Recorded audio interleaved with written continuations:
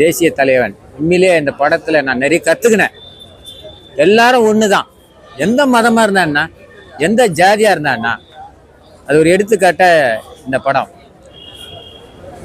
போஸ்டரில் வந்து சுபாஷ் சந்திர போஸ், அம்பேத்கர், பசும்பொன் வைக்கிறாங்க. அந்த போஸ்டரில் தான் ஒன்றா இருக்கிறாங்க. அதை விட்டு வெளியே வந்தால் கட்சியாக மாறுது, அரசியலே மாறுது. அதுதான் புரியுதுங்களா சொல்றது? ஏன்னா இதுல வந்து காமராஜர் உள்பட்ட கதை வருது, காங்கிரஸ்ல இருந்து வருது. அப்போ அந்த வயசுக்கு பார்த்தா அப்படித்தான் தெரியுது. இன்னைக்கு ஆட்சியாளராக இருந்தாலும் சரி, யாரா இருந்தாலும் சரி, இவர் வந்து எல்லா மதத்துக்கும் சமமானவ தான் பார்க்குறாரு. இந்த படத்தில் தெரியுது. இந்த உயர்ந்தவன் தாழ்ந்தவன் மறவர் அது இதெல்லாம் கிடையாது. அந்த சடங்கு செய்யறத யார் தெரியுமா அவருக்கு? அதை கொஞ்சம் கவனிச்சிங்களா? அதுதான் உண்மை. அதுவும் எல்லாரும் ஒத்துமைன்றதுதான். இது ஒரு எடுத்துக்காட்டு அந்த படம் எடுத்துக்கிறது. என் வயசுக்கு இது மாரி படம்லாம் வந்து அடுத்த ஜெனரேஷனுக்கு கொண்டு போனோம். அரசியல்ன்றது வேறங்க, ஒற்றுமைன்றது ஒண்ணுங்க. புரியுதா சொல்றது?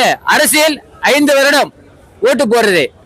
ஆனா பொது வாழ்க்கையில ஆயுசு முழுக்க நம் குழந்தைகளுக்கு சமம்ன்றது இது ஒரு படம் எடுத்துக்காட்டு. அவ்வளவுதான். நீங்க தான் கேள்வி கேட்கணுங்க, மீடியா தான் கேட்கணும் என்ன கேள்வி, மக்களை. நான் அதை தான் சொல்ல வரேனே. போஸ்டர் விட்டு வெளியே போன அரசியல். போஸ்டர்ல ஒட்டுறீங்கள, அம்பேத்கர், பசும்பொன் முத்துராமலிங்க, சுபாஷ் சந்திர போஸ் எல்லாம் ஒட்டுறீங்களே, அதை விட்டு வெளியே போன அரசியல் தானே மாறுது. உண்மையா இல்லையா? இதுதான் நஞ்சை வளர்க்கறது. நஞ்சு இளைஞர்களை மத்தியில விஷத்தை உண்டாக்குறது, கிருமிகளை உண்டாக்குறது. ஒரு சகோதர ஒற்றுமை இல்லை. இதுக்கு இந்த படம் எடுத்துக்காட்டு. எல்லாரும் ஒரு ஜாதி தான், ஆனா ரத்தன்றது ஒண்ணு தானே. சொல்லு, மதம்ன்றது வேற வேற தானே, ரத்தன்றது ஒண்ணு தானே, நாடி நரம்பெல்லாம் ஒண்ணு தானையா. அப்புறம் ஏன் அரசியல்? இப்ப புரியுதா சொல்றது? இந்த சடங்கு செய்ய சமயம் கண்டுபிடிச்சிட்டங்க. அவரு சடங்குலாம் செய்யறாங்க பாருங்க, அதுலயே எனக்கு உங்களுக்கு புரியும் எந்த மதம் செய்யுது சடங்கு. அதுதான் நம்ம பார்க்கணும். கரெக்டா நான் சொல்றது? இதுதான் என் தாழ்மையான வேண்டுகோள்.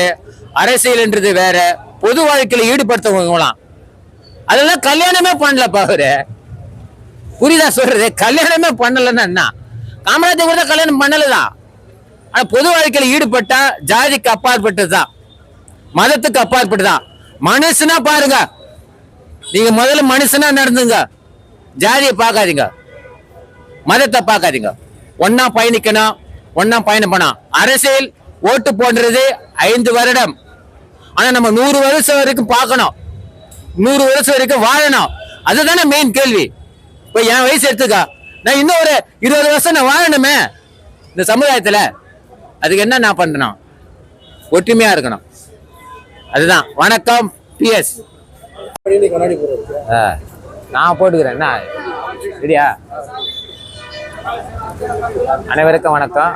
நான் வந்து கமலாத்தரில் தேசிய தலைவர் படம் பார்த்தேன். உண்மையிலேயே வந்து நான் இந்த படம் வந்து ரொம்ப லேட்டாக தான் பார்த்துக்கிறேன். அது லேட்டானா இந்த வயசுக்கு நம்ம இப்போ தான் பார்த்துக்கிறேன். இதில் வந்து எல்லாருடைய கம்யூனிட்டும் கனெக்ட் ஆகுது. இந்த பாருங்க அம்பேத்கர் பார்த்தீங்களா, எல்லாமே பாரு, காமராஜர், அம்பேத்கர், இந்த கேரக்டர்லாம் வருது. உண்மையிலேயே இவர் அதை பார்க்கல, இந்த ஜாதியை பார்க்கல, எல்லோரும் ஒற்றுமைன்னு பார்த்தேன். படம் எனக்கு ரொம்ப பிடிச்சிக்குது. இன்னைக்கு அவருடைய ஜெயந்தி. தியேட்டரில் பாருங்க. ஒரு வாழ்க்கை வரலாறு படம் எடுக்கிறது 2.25 மணி நேரம் டைரக்டர் எடுத்துக்கிறாரு அரவிந்த் ராஜன். இதை பார்க்க வராம மற்ற படத்துக்கெல்லாம் கூட்டம் போகுது. இந்த ரஜினி படம், கமல் படம், யார் படம் தான் ப்ரொமோஷன் போகுது. இவ்வளோ பெரிய படத்தை எடுத்துக்கிறேன், வாழ்க்கை வரலாறு படம் எடுத்துக்கிட்டு யாருமே இது வரல. கோச்சிக்காதீங்க, நான் பார்த்துக்கிறேன்னா பாருங்க. நாங்களாம் பார்க்குறோம்ல, நாங்களாம் கேட்கலாம். நீ எந்த ஜாதியிலும் கேட்காத. ஜாதிக்கும் படத்துக்கு சம்மந்தம் ஒற்றுமையாக இருக்கிறது அந்த படம். ஒற்றுமையாக நீங்கள் போஸ்டரில் அம்பேத்கர், சுபாஷ் சந்திர போஸ், பசும்பொன் ஒட்டுறீங்க. அது அரசியல் தலைவர். போஸ்டர் விட்டு வெளியே போனாதான் அரசியலாக மாறுது. போஸ்டருக்குள்ள ஒன்றா இருந்தால் நாங்கள் ஒத்துமைன்னு ப்ரூவ் பண்ணுறீங்க. இப்போ புரியுது நான் சொல்கிறது? போஸ்டர் விட்டு அம்பேத்கர் போனால் அது கட்சியாக போகுது. பசும்பொன் முத்துராமலிங்க போஸ்டர் விட்டு வெளியே போனால் அவர் ஒரு கட்சியாக மாறுது. இப்போ புரியுது நான் சொன்னது? கட்சி இல்லை, இங்கே ஒற்றுமை தான். அதுதான் இந்த டைட்டில். இப்போ கூட நான் காயப்படுத்துகிறேன். நீங்கள் இந்த தேவர் ஜெயந்தி நீங்கள் நாளைக்கு கூட மாற போகலாம், ஆனால் தேட்டருக்கு வந்து பார்க்கணும். புரியுதா சார்? இதுதான் என்னோட தாழ்மையான கருத்து. ப்ரொமோஷன் பண்ணாங்க, இதுமாதிரி தேச படத்தை எடுத்தால் யார் எடுத்தாலும் இப்போ அம்பேத்கர் படத்தை வாழ்க்கை வரலாறு நான் பார்ப்பேன், சுபாஷ் சந்திர போஸோட வாழ்க்கை வரலாறு எடுத்தால் பார்ப்பேன், இல்லை தேவராய வாழ்க்கை வரலாறு தெரிஞ்சுக்கினேன். ஆனால் தெரிஞ்சு என்ன பிரயோஜனம்? இன்னும் 100 வயசு வரைக்கும் மரியாதை போடுறது. அரசியலில் தான் இருக்குங்க. வாழ்க்கை வரலாறு இதுதான் பதிவு பண்ணுறேன் கடைசியாக. வணக்கம். தேசிய தலைவர் ஐயாவோட படம் இப்போ தான் பார்த்துட்டு நான் வெளியில் வர்றேன். ரொம்ப நல்லா இருக்கு, ரொம்ப அருமையாக இருக்கு. நேரில் பார்த்தா, அதாவது கடவுளை நேரில் பார்த்தா எப்படி இருக்கும் அந்த திருப்தி எனக்கு இந்த படம் பார்த்ததுல கிடைச்சு. இன்னைக்கு நிறைய ஜாதி படம் எடுக்கிறாங்க, ஒரு ஜாதி சம்பந்தம் அப்படின்னு அவங்களோட வாழ்வியலை பற்றி எடுத்துக்கிறாங்க. இல்லை, இதில் எதை பற்றியுமே நம்ம நினைக்க முடியாது. அவரை பார்த்தாவே நமக்கு ஒரு குழந்தை மாதிரி ஒரு பக்கம் தெரியுது, ஒரு பக்கம் ஒரு கடவுள் மாதிரி தெரியுது. இதை தவிர வேற எதுவுமே நம்ம மனசுக்கு தோணலை. அவ்வளவு ஒரு சாப்பிடாம வந்தால் கூட 3 வேளையும் கறிசோறு சாப்பிட்டா எப்படி இருக்கும் அந்த ஒரு சந்தோஷம். ஏன்னா அவருக்கெல்லாம் நம்ம வாழ்நாள் பூரா நன்றி சொல்லணும். அவரை மாதிரி ஒருத்தரை இனிமே நம்ம பார்க்க முடியாது. ஆனா அவர் மாதிரி சில பேர் இருந்து அவருடைய கடமைகளை செய்யறாங்க. அதுல எனக்கு ரொம்ப சந்தோஷம்.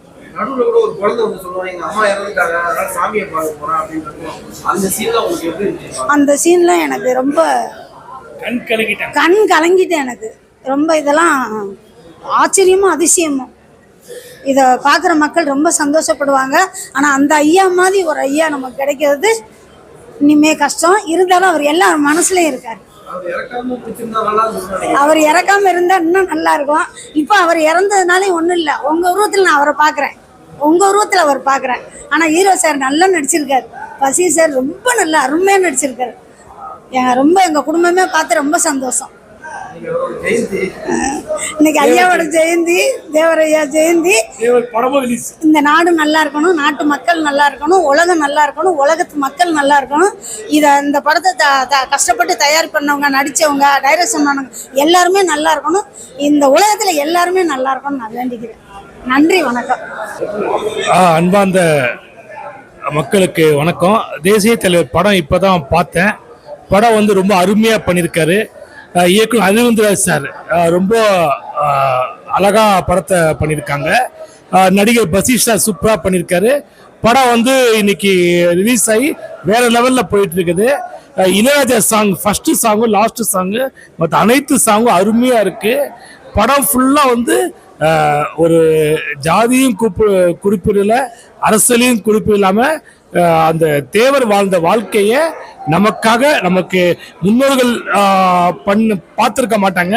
நான் இந்த படத்தை மூலமா பார்த்துட்டு அவருடைய வாழ்க்கை வரலாறு புரிஞ்சிருக்கிறேன்.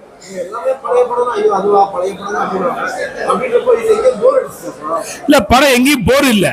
ஏன்னா ஃபுல்லாவே ஒரு அரசியல் சார்ந்தவர்கள், அந்த நேருஜி, காந்திஜி, காமராஜர் இவங்கெல்லாம் வாழ்ந்தது எப்படி எங்களுக்கு தெரியாது. ஆனா இந்த படத்து மூலமா எங்களுக்கு புரிய வருது.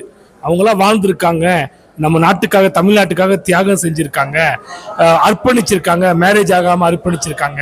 அதெல்லாம் பார்க்கும்போது நாங்களும் அது மாதிரி வரணும்னு ஒரு ஆசைப்படுறோம். ஆமா, அருமையா பண்ணிருக்குங்க. அவருடைய பாடி லாங்குவேஜ், வாய்ஸ், முகபாவனம், அவருடைய நட எல்லாமே அருமையா இந்த படத்துல வந்திருக்கு. அப்படியே இருக்கு. உண்மையிலே படம் எந்த விஷயம் போரிங்கும் இல்லாம அப்படியே கொண்டு போயிட்டாங்க படத்தை.